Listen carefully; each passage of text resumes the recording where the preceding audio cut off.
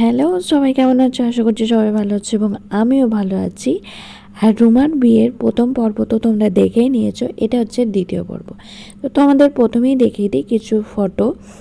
তো বিয়ের সময় আমরা কয়েকটা ফটোশ্যুট করেছিলাম, যেগুলো ছিল সম্পূর্ণটা মোবাইল ক্লিক। তো আমার ফোনেই তোলা, তো সেই রকমই কিছু ফটো তোমাদের সামনে তুলে ধরলাম।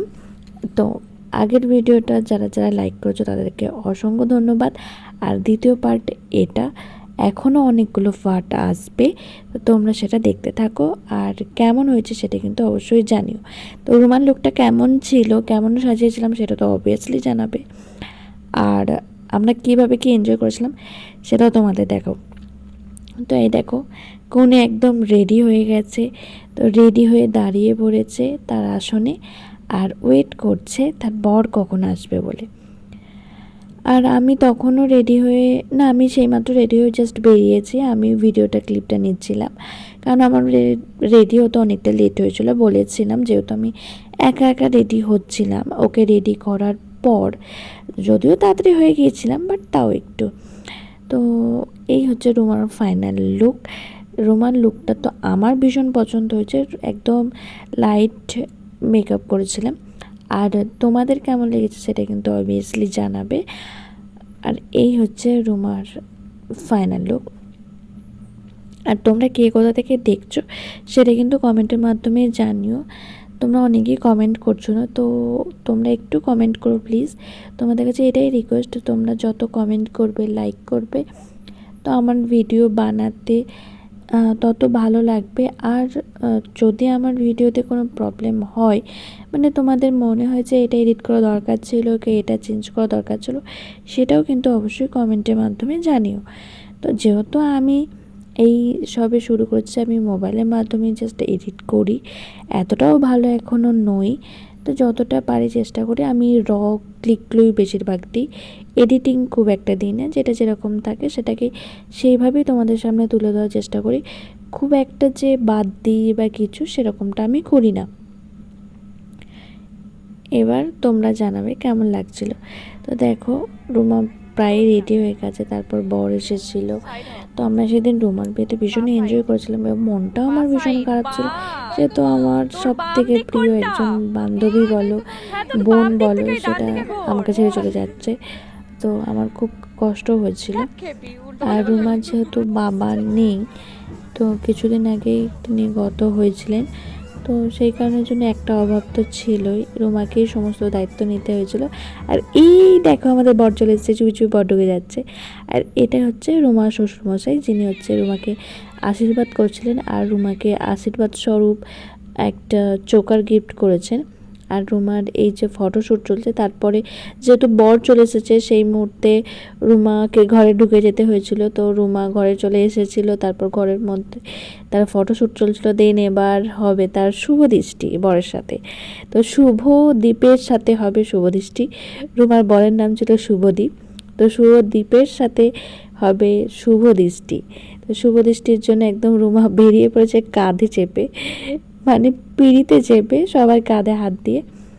তো এই যে ঘোরাচ্ছেন রুমার জামাইবাবুরা, দাদারা সবাই মিলে। তো রুমার যার কাঁধে হাত দিয়েছেন উনি হচ্ছেন রুমার একমাত্র জামাইবাবু। এই দেখো না, আবার আবার একদিকে ধরে আবার নাচানাচি করছে, যদি এখানে উল্টে যায়। তো রুমা ওখানে আড়াল থেকে একটু মানে পান পাতার আড়ালে একটু হাসাহাসি করছে। এই দেখো, এই হচ্ছে সেই খেলা, যেটা হচ্ছে বর বড় না বউ বড়।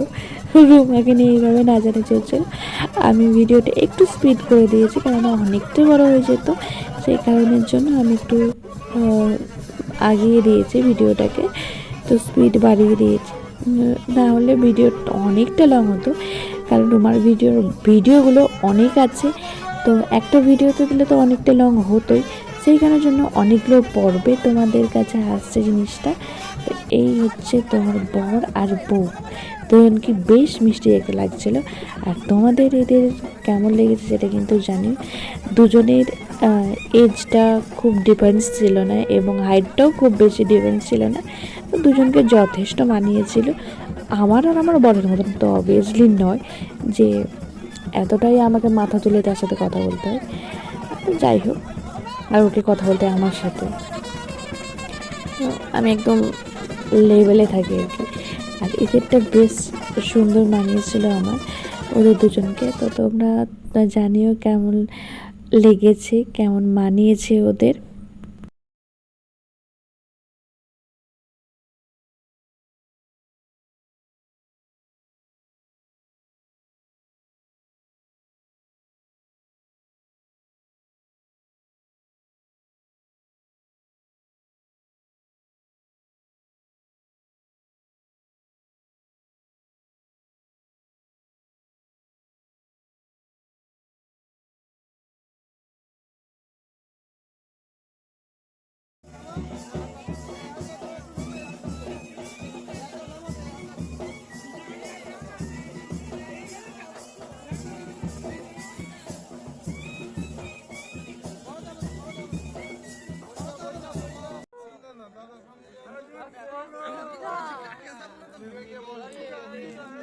তারপর হয়ে গেল রুমার সিঁদুরদান।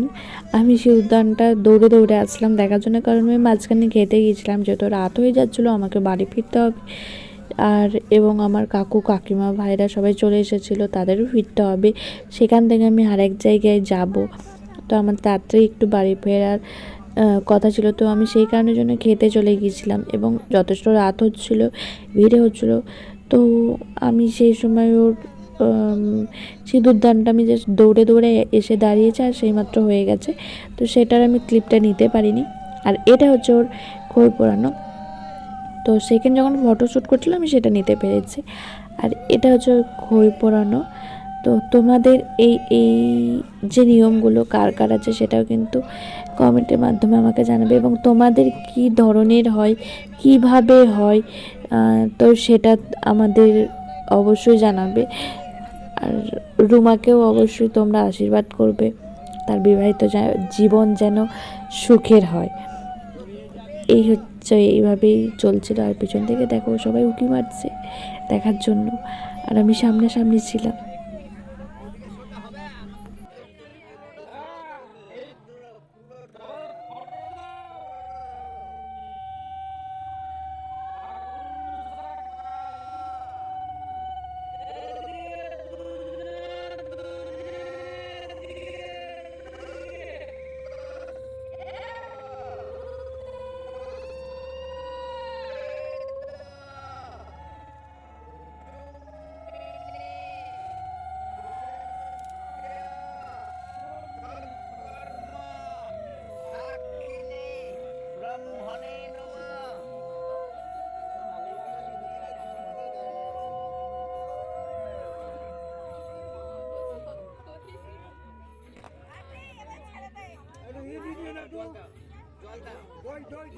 তারপরে আরও অনেক রিচুয়ালস ছিল। তো বিয়ের পর এগুলো মিটে যাওয়ার পর আমরা ঘর আটকেছিলাম, তো সেটার ভিডিও ক্লিপ নেওয়া হয়নি। তারপর রুমারা খেতে বসেছিল, আর রুমাকে আমি বাই করে চলেছিলাম, যেহেতু অনেকটাই রাত হয়ে গিয়েছিল, আমাদের বাড়ি ফিরতে হবে। তো আমরা সবাই মিলে বেরিয়ে পড়েছি গাড়ি করে বাড়ির উদ্দেশ্যে। তো আজকের ভিডিওটা এই পর্যন্তই। এরপর আসছে রুমার বাসি বিয়ের সমস্ত কিছু। তো সবাই কেমন লেগেছে সেটা জানিও অবশ্যই। আর আজকের মতো টাটা।